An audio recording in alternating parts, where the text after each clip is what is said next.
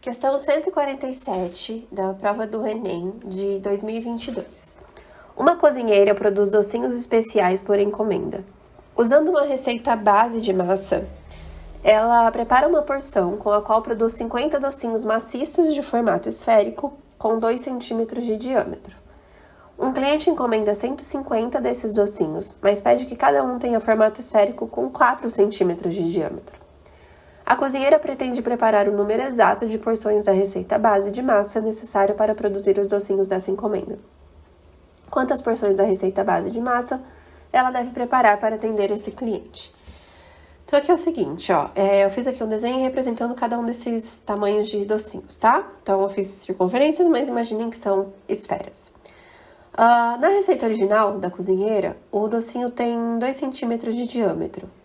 Isso significa que ele tem 1 centímetro de raio, certo? Lembra que o raio é a metade do diâmetro. Então, aqui, 1 centímetro de raio. E nessa receita original, ela consegue preparar com essa receita base 50 docinhos. Bom, o cliente quer que ela faça docinhos com 4 centímetros de diâmetro. 4 centímetros de diâmetro significa que são 2 centímetros de raio. E ele quer um total de 150 docinhos. Bom, para a gente saber quantas receitas ela vai precisar preparar, a gente precisa calcular o volume dessas duas possibilidades, o volume de doce dessas duas possibilidades. E para isso a gente precisa do volume da esfera, então precisa da fórmula do volume da esfera, que é 4/3 de π vezes r ao cubo, onde o r é o raio da esfera, ok?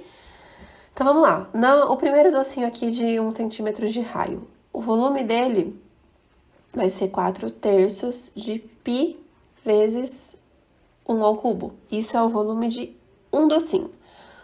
Como com essa receita ela consegue preparar 50 docinhos, já vou multiplicar aqui por 50 para saber o volume total dessa receita, ok? Dá uma simplificadinha aqui, 1 ao cubo é 1, 4 vezes 50 dá 200, então fica 200 π sobre 3 centímetros cúbicos, ok? Vou chamar isso de volume 1. Na segunda receita aqui, com o docinho de 2 centímetros de raio, vou chamar de volume 2, o volume da esfera de um docinho vai ser 4/3 de π vezes 2 ao cubo, que é o raio. Como o cliente quer 150 docinhos, eu já vou multiplicar aqui por 150 para saber o volume total, então, de doce dessa receita. Então, faz aqui, vai ficar...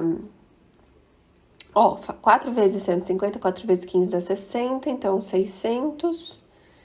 π, 2 ao cubo é 8, sobre 3, 6 vezes 8, 48, então vai ficar 4.800 π sobre 3 centímetros cúbicos, certo?